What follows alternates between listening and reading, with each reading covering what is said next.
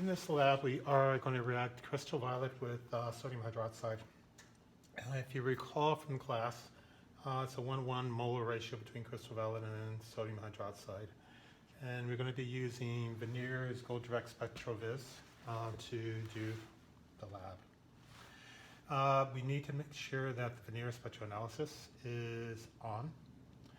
And the very first thing I would want to do within this is to make sure I do a full spectrum wavelength of my crystal violet. So I will take some of the crystal violet, place it in a cuvette.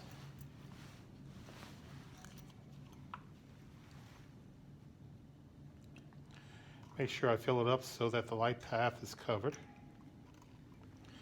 And one thing I want to make sure also is that I'm going to be using the same pipette for the crystal violet solution as well as the sodium hydroxide solution. Make sure I wipe down the clear side of my cuvette.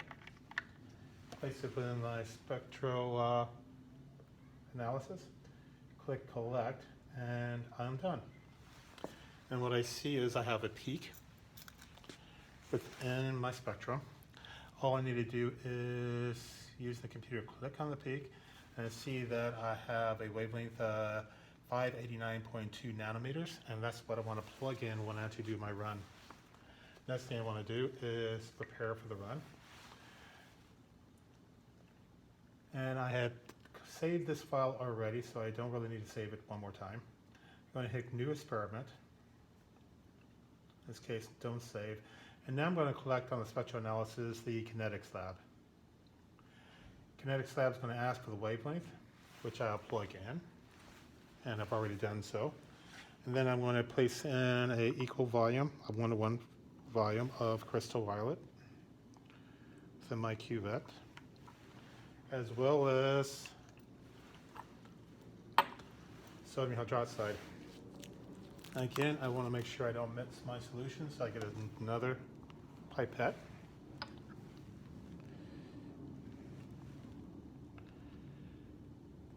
Place in here to cuvette. Again, wipe. Put my cuvette into the spectroanalysis. On my machine, I'm hitting done, and then collect. And I will just let this run.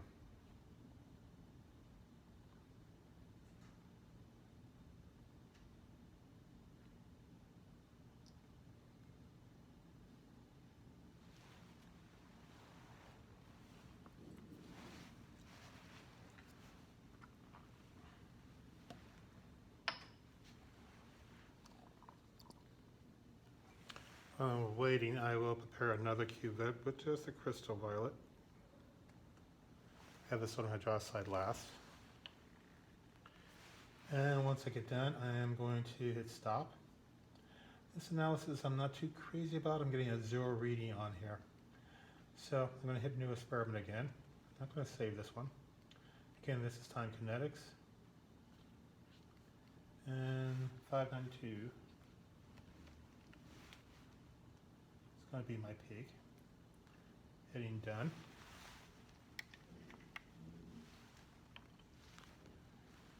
Again, wipe down my cuvette. Add my sodium hydroxide.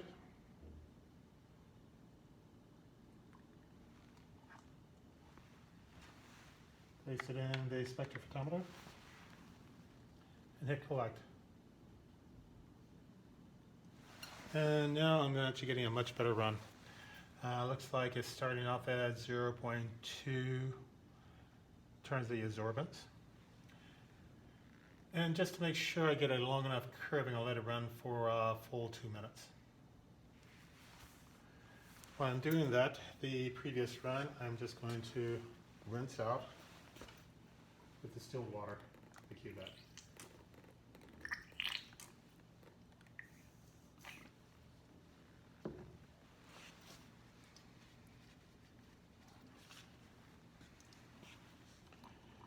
And I will prepare another run with my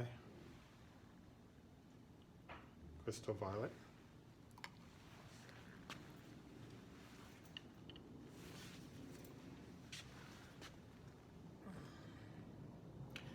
And as you can see on the slope is going down and looks linear, although I'm looking at a wide range on my y-axis, so it may actually not be linear when I stop it and zoom in a bit within the graph to see what the graph's actually doing.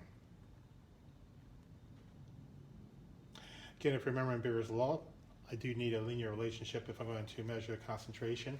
In this case, I'm looking at change in concentration over time.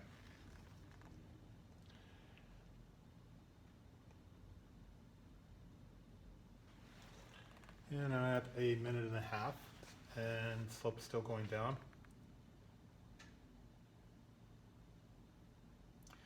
If I let it run long enough, it will hit 0, but because of the nature of the reaction, it's going to approach 0 slower and slower as I go through time. I did this run a little bit earlier today, and in that case I ran 10 minutes just to get as close to 0 as possible, and it still had not hit 0 exactly. Okay, I've hit 2-minute mark, a little bit over, so I'm going to hit stop. And you can see I've got a little bit of curve, but it's also pretty straight still. I am going to now save my data. So I'm going to click on save. I want to select the right folder within my file. So in mine, I'm going to my chemistry folder. If you're using the Chromebooks, you want to make sure you save to your Google Drive. And make sure you have a file labeled crystal violet or CV Kinetics. In this case, this is my Kinetics, and I've done a few runs already, so this one I'm going to label run number 4 and save it. Now we'll want to do a little bit of statistical analysis of all my runs to make sure what the error is. So I'm also going to export it on CSV. I'm going to make sure I'm using comma delimited, not point delimited. And make sure I go to the same folder that I placed the other file in. So I am essentially saving the native file for the spectrophotometer along with a comma delimited file of the same file, so I actually can play with it a little bit within either Excel or in Google Sheets. Now I am literally ready to do another run, so I'm going to click on experiment again. I don't need to save it anymore, but just be on the safe side. Click Kinetics again. Make sure my wavelength did not change, which it had not. Now I add the same volume of sodium hydroxide I did before, so basically on every run I'm going to do the same thing each and every time. Wipe the outside of my cuvette, remove the other cuvette, and if you look at the cuvette and looking at both of them, you see that the old one is pretty clear, the other one is still a little purple. Place my cuvette again in the spectrophotometer. Again, click on Done and Collect. And again, I'm going to let this run for a couple minutes to make sure I've got enough data points to be able to map out my change over time. And we'll continue this until I have about 10 runs that I can use. And then I'm going to dilute my sodium hydroxide to half the stock solution and repeat the runs one more time. And eventually we'll turn both into 2 graphs, and I'll compare both graphs together to be able to analyze the actual kinetic rate for crystal violet and sodium hydroxide.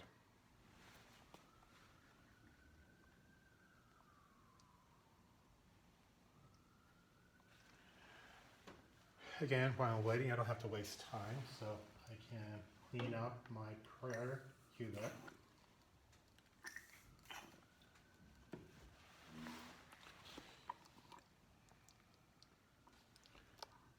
Sure I add equal volumes, so I'm going to add the same volume I've done on all the other runs. And just wait for my 2 minutes. So I'm at 1 minute and 15 at the moment.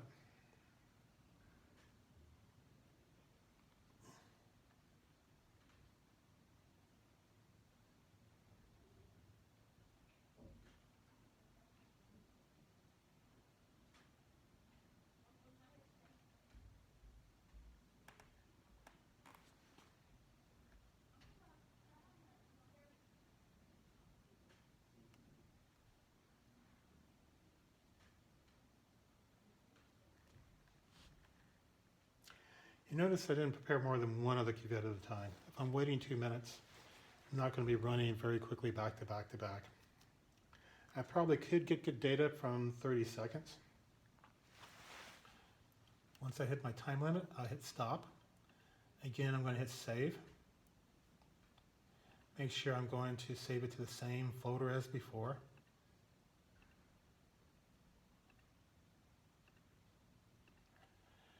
And I want to make sure I use the same naming system, except I'm just putting a number behind it for the run number. So I've just saved it, and I want to again export it so I have the ability to work the numbers in an actual spreadsheet. In fact, I can actually use a better program such as Fathom that allows me to do a little bit more powerful statistical analysis than I could with Google Sheets or with Excel. Now just repeat this several more times and I'm done with the lab.